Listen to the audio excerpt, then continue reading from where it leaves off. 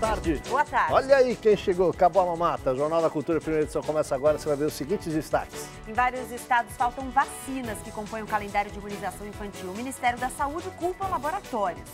Na contramão da crise, empresas crescem com negócios sustentáveis e são uma ótima alternativa para quem quer ser o próprio patrão. A enxurrada de lama das barragens de Mariana chega hoje ao Espírito Santo. Equipes de resgate continuam em busca de desaparecidos. Alimentação saudável nem sempre acompanha quem mora sozinho e isso dá lugar a problemas de saúde, como diabetes e obesidade. Uma em 3 indústrias vai pedir empréstimo para pagar o 13º. E outras tantas, sem crédito, ainda negociam com sindicatos o parcelamento desse benefício. Bichos de estimação podem ajudar crianças a desenvolver melhor o sistema imunológico e até reduzir alergias. Ainda tem as notícias internacionais. No esporte, uma pintura, o gol que o Neymar planejou há tempos. A partir de agora, fique com a gente. Responda aí sem pestanejar, você é feliz no trabalho? Com a taxa de desemprego em 8,3%, eu acho que boa parte pensou que estar empregado já é uma felicidade em tempos de crise, né? Uma pesquisa feita em todo o país revela o que está por trás da carteira assinada e a satisfação no emprego depende de uma série de fatores. Uma carreira construída em uma empresa. E no auge da crise, Lígia decidiu trocar de emprego. Não se arrependeu. Me sinto bem feliz por isso e satisfeita. Faz parte do meu comportamento esse assumir risco, ousar e acreditar que essa mudança podia ser positiva e não 6 por meia dúzia. Uma pesquisa feita em todo o Brasil com quase 11 mil profissionais mostra que 4 em cada 10 estão satisfeitos no atual trabalho. Eu esperava até um resultado um pouquinho mais baixo. Eu acredito que até pela questão da economia do país, as pessoas elas estão até se sentindo mais felizes até pela questão de estarem empregadas. Por outro lado, 6 em cada 10 trabalhadores empregados não estão felizes com os cargos que ocupam. Rotina de trabalho, a relação com os colegas e o salário são alguns dos fatores que tornam os profissionais satisfeitos ou insatisfeitos. Para o psicólogo, coordenador da pesquisa, saber quais são os seus talentos é o primeiro passo para se realizar na profissão. Quanto mais adequado o profissional ele estiver em termos comportamentais, com o que o comportamento da vaga exige, mais satisfeito ele fica, mais produtivo e também ele permanece por mais tempo na empresa.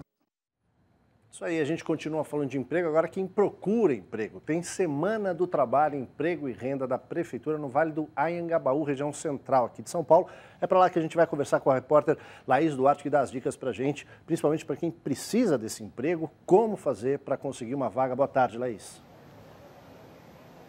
Boa tarde, Aldo. Boa tarde, Gabi. Bem-vinda de volta. Boa tarde para todo mundo. Quem resolveu começar a semana procurando emprego, pode aparecer aqui no Vale do Anhangabaú, viu? Além de se candidatar às vagas, as pessoas vão poder participar de oficinas preparatórias para o mercado de trabalho e receber, inclusive, orientação nutricional. Só precisa trazer CPF, RG, a carteira de trabalho e o número do PIS. Eu vou conversar agora com o Arthur Henrique, secretário do Trabalho, Desenvolvimento e Empreendedorismo da Prefeitura. Secretário, boa tarde. Dá para sair daqui do Vale do Anhangabaú empregado?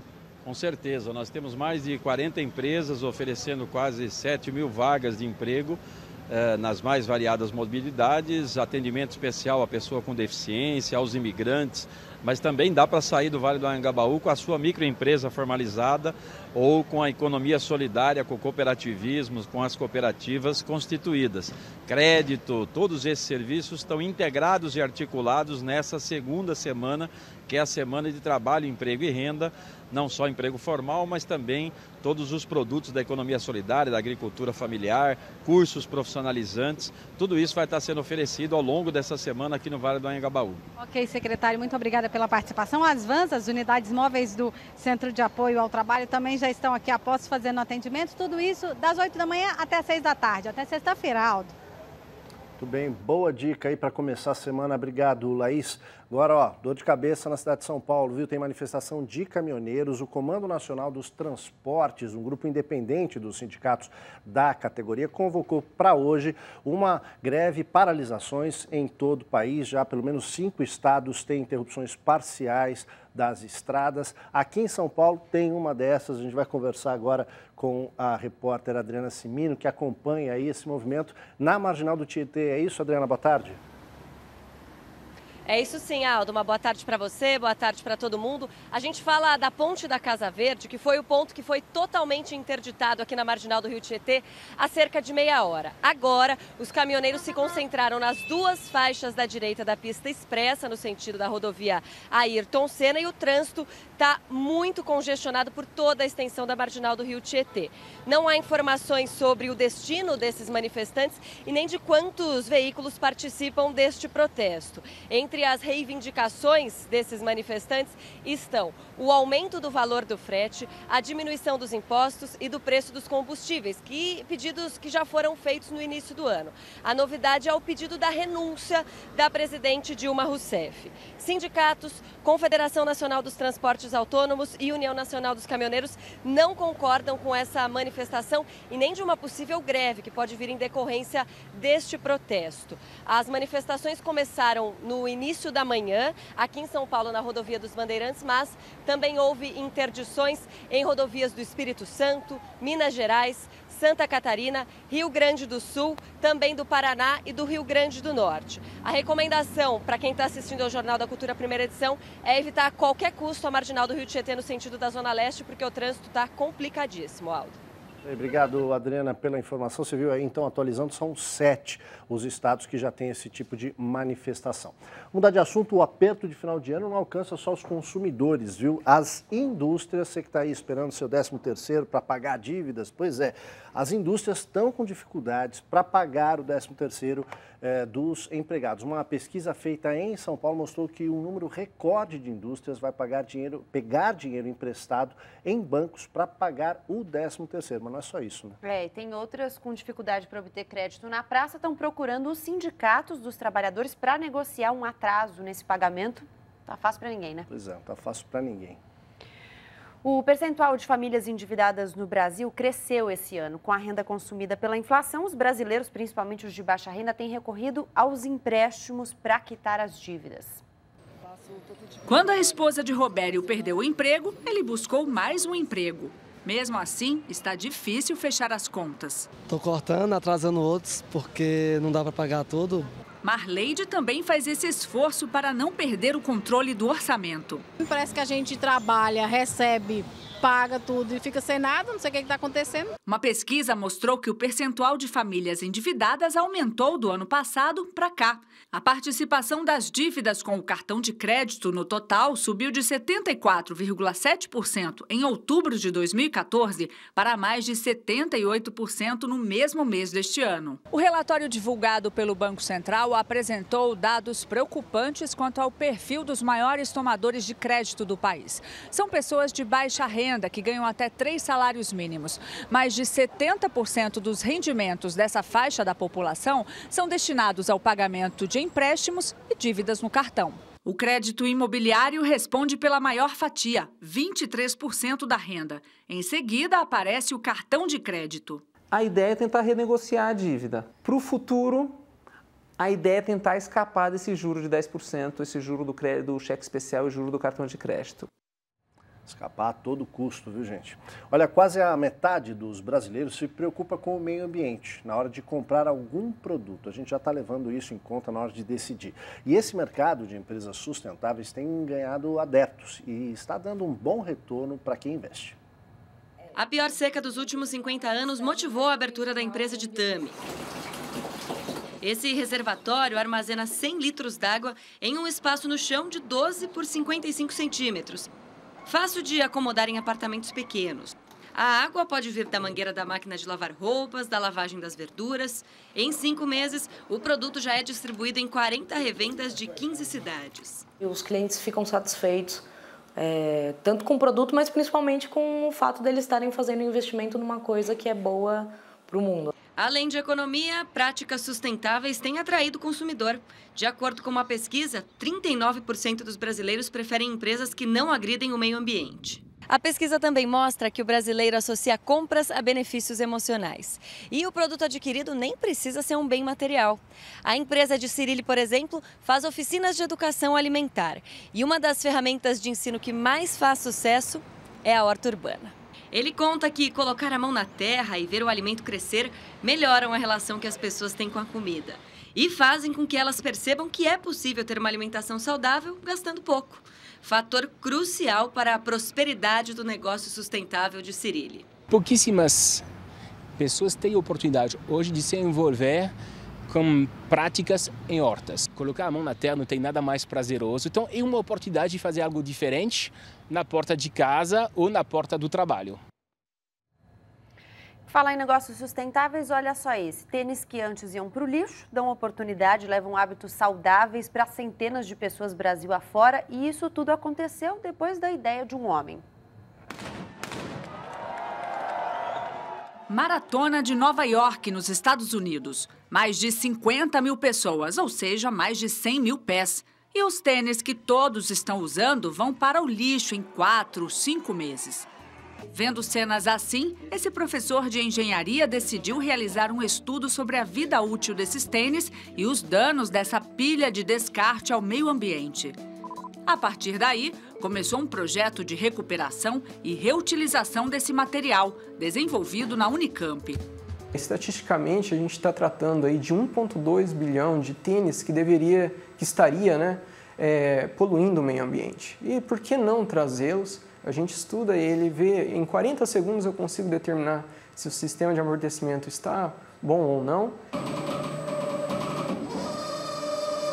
Graças a esse projeto, tênis que ainda podem ser utilizados para a corrida são doados para jovens atletas carentes. E aqueles que já não têm a mesma capacidade de absorção de impacto são triturados e transformados em pavimentos de pistas de atletismo. Desde o início do projeto, mais de 500 pares de tênis já foram doados para jovens de várias regiões do Brasil. Com isso, você passa a deixar de ter uma criança que poderia estar envolvida com drogas ou que poderia estar ficando obesa e coloca ela para fazer um esporte em que tem a formação desse ser humano. Bacana isso, né? A abrangência, recuperar borracha ou um tênis pode salvar uma vida, né? O futuro de alguém, legal. Ó, morar sozinho engorda, viu? A combinação parece brincadeira, mas não é. A combinação de falta de tempo com a praticidade dos alimentos industrializados acaba em refeições nada saudáveis. Mas não adianta ficar dando desculpa não, viu? Os roteiros podem planejar, mudar os hábitos à mesa.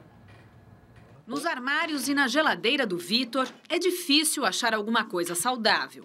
O estudante mora sozinho e, como passa a maior parte do dia fora de casa, entre o trabalho e a faculdade, ele faz as refeições na rua mesmo. Não tem tempo de parar em casa de comer, pensar no que eu vou comer, na verdade, né? Simplesmente digere tudo que passa pela sua frente. É o que é mais rápido, né? Para você poder seguir, na verdade, esse cronograma da vida em São Paulo, né? Este hábito trouxe para ele muitos quilos a mais. Foram 30 em quase 3 anos. De acordo com pesquisadores britânicos, pessoas que moram sozinhas, como o Vitor, são mais propensas a engordar. A falta de tempo e de habilidade para cozinhar, além do aumento no custo dos alimentos, estão entre os motivos para uma dieta pouco saudável.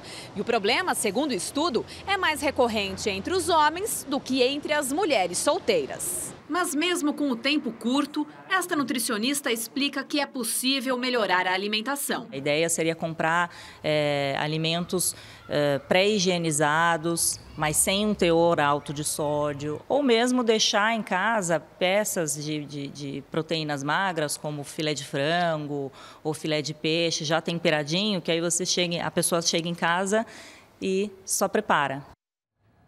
Você já deve ter ouvido dizer que o convívio de crianças com animais pode causar doenças respiratórias, né? Pois é, agora um novo estudo surpreende os especialistas e afirma que os bichos podem reduzir a chance de desenvolver asma. Os melhores amigos de Valentina são os cachorros. 4, que brincam, protegem e aprendem com a menina. Foi através deles que ela começou a engatinhar para seguir. O contato das crianças com os animais por muito tempo foi recriminado pelos médicos. Agora, já há quem defenda que ele pode ajudar a fortalecer o sistema imunológico e a evitar alergias nos pequenos. Um estudo feito na Suécia com 650 mil meninos e meninas revela que ficar exposto a um cão no primeiro ano de vida reduz em 13% o risco de desenvolver asma. Para crianças que vivem em fazendas com outros animais, as chances de ter a doença caem pela metade. Para esta pneumologista, é preciso considerar que a Suécia tem condições climáticas e sociais muito diferentes do Brasil. Mesmo assim, ela acredita que a convivência entre gente e bicho é positiva. Só as crianças alérgicas exigem mais cuidados. Aquele convívio saudável. Eu, pessoalmente, eu acho que cachorro é no chão, não precisa dormir na mesma cama que a gente. A gente pode minimizar um pouquinho a exposição aos alérgenos na medida do possível. Valentina quase nunca adoece. Para a mãe, o segredo de tanta saúde... Ela é mais feliz por crescer com os cachorros.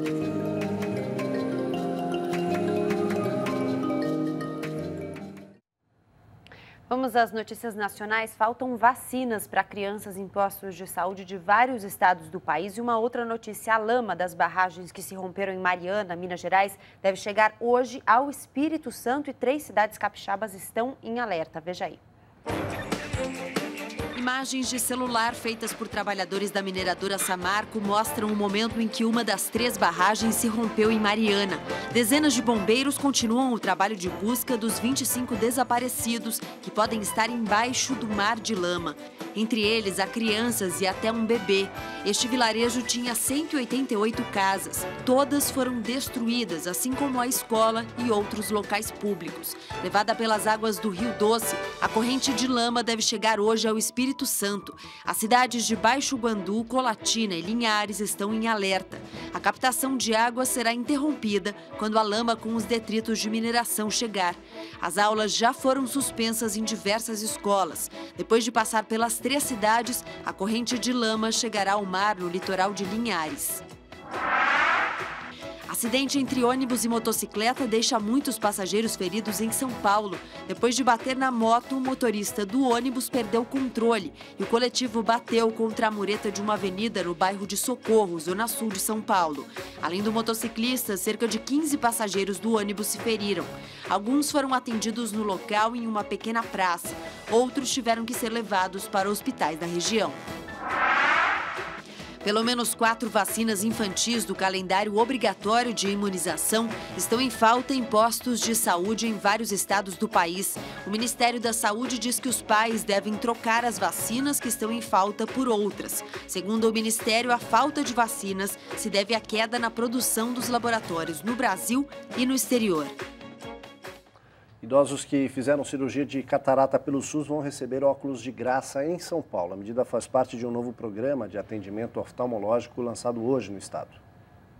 Idosos com mais de 60 anos que passaram a partir de setembro de 2015 por cirurgia de catarata em serviços do SUS poderão receber de graça óculos com lentes monofocais. Nesta primeira fase do projeto Vale a Pena Ver, serão distribuídos cerca de 10 mil óculos para pacientes da capital e da região metropolitana de São Paulo. A iniciativa deve se estender gradativamente para as demais regiões do estado.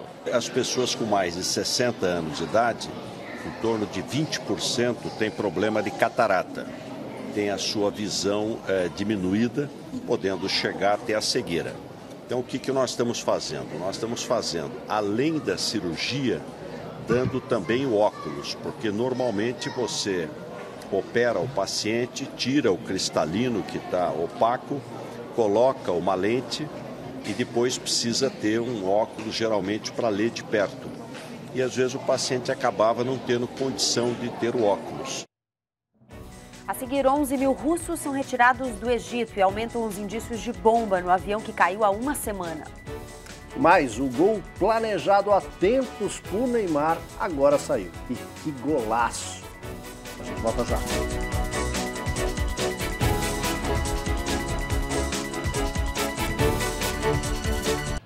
Estamos de volta, meio-dia e 22 minutos com as notícias internacionais. Os investigadores da queda do avião russo que caiu no Egito dizem ter 90% de certeza de que uma bomba causou o acidente. O governo da Rússia repatriou 11 mil turistas que estavam em território egípcio e diz que pretende retirar de lá ainda outros 70 mil russos que visitam o país. A hipótese da bomba se fortaleceu depois da análise das caixas pretas. Segundo os investigadores, um barulho ouvido no fim da gravação da conversa no cockpit era decorrente de uma explosão. Na ocasião do acidente, militantes do Estado Islâmico haviam reivindicado a autoria do ataque. O governo do Egito resiste em aceitar a tese de que foi um atentado terrorista. A Rússia não comenta oficialmente a questão, mas suspendeu todos os voos civis para o Egito no fim de semana. Depois de 25 anos sob uma ditadura militar, Myanmar tem eleições legislativas livres. Os militares ainda detêm 1/3 do parlamento, mas os deputados escolhidos agora poderão votar para escolher o próximo presidente no ano que vem. As sondagens indicam vitória do partido da opositora Aung San Suu Kyi, vencedora do Nobel da Paz. Na primeira menção explícita feita diretamente pelo Papa Francisco ao vazamento de documentos do Vaticano, o pontífice declarou que roubar documentos é um ato deplorável. Diante de milhares de fiéis na Praça São Pedro, o Papa disse que o conteúdo dos papéis não contribui em nada e que ele continua empenhado em implementar reformas no Vaticano. Os documentos revelavam gastos exorbitantes e uma vida de luxo de membros da igreja, muitas vezes sustentados com dinheiro de doações. Vai para o esporte agora. No tênis, número 1 do mundo nas duplas, o brasileiro Marcelo Melo venceu o torneio de Paris na França pelo 4º ano consecutivo. A atuação de Marcelo Melo foi ao lado do croata Ivan Dodig e contra Vasek Pospisil e Jack Sock no Master 1000 de Paris. A vitória aconteceu por 2-1, parciais de 2-6, 6-3 e 10-5 no último set. Além do título, o resultado também garantiu o brasileiro no topo do ranking mundial de duplas, que vai ser encerrada com a disputa do ATP Finals semana que vem. Na simples, Novak Djokovic continua num ano destruidor e também foi tetra. O líder do ranking fez 2-0 sobre o britânico Andy Murray, com 6-2 e 6-4. Essa foi a 22ª vitória seguida do sérvio em quadra e o 26º título de Master 1000 na carreira. No Campeonato Brasileiro, um gol no finalzinho do jogo deu ao Corinthians a chance de ser campeão nesse fim de semana. Mas aí, outro gol, também nos minutos finais, só que de uma outra partida, adiou o grito de campeão. O Corinthians jogou sábado contra o Coritiba, em Itaquera, com recorde de público. Mais de 43 mil pessoas viram o pênalti em Edilson e a cobrança de Jadson, 1-0. Viram também o empate de Negueba e soltaram a voz para comemorar o gol de Luca aos 42 minutos da etapa final. O Corinthians fez a parte dele, mas tinha que torcer para que o Atlético Mineiro não vencesse o Figueirense em Florianópolis. Tudo caminhava para isso até que aos 45 do segundo tempo, bola de pé em pé, até Dátulo mandar para a rede, 1-0. O São Paulo perdeu para o Cruzeiro em Minas Gerais depois de sair na frente com o gol de Luiz Fabiano, mas William e Leandro Damião viraram 2-1. Em casa, o Palmeiras foi derrotado pelo então lanterna Vasco por 2-0. O Flamengo goleou o Goiás por 4-1. Com o gol de André contra o Grêmio, o Sport colou de vez no grupo que se classifica à Copa Libertadores, assim como o Internacional, que fez 1-0 com Vitinho contra a Ponte Preta. E Neymar fez uma pintura no jogo do Barcelona pelo Campeonato Espanhol nesse final de semana. Um gol que ele disse ter planejado há muito tempo, só faltava oportunidade. Agora ela veio. O brasileiro já tinha feito o primeiro gol da vitória por 3-0 sobre o Villarreal no estádio Camp Nou. Aí viu o uruguaio Luis Suárez deixar o dele de pênalti. Depois, Suárez encontrou Neymar. O atacante deu um chapéu de costas no adversário e mandou para o fundo do gol. Um golaço que chama ainda mais atenção para a grande temporada de Neymar no futebol espanhol. O Barça lidera o campeonato com 27 pontos, 3 a mais que o rival Real Madrid.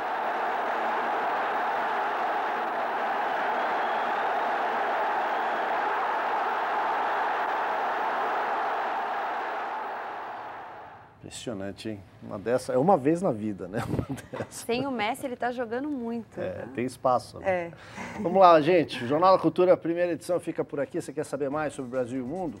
Entre lá no nosso site www.tvcultura.com.br/jornalismo. Uma ótima tarde para você. Agora tem JC Debate, que hoje discute a proposta de mudança no Estatuto do Desarmamento. Uma boa tarde para você. Até amanhã, ao meio-dia. Tchau.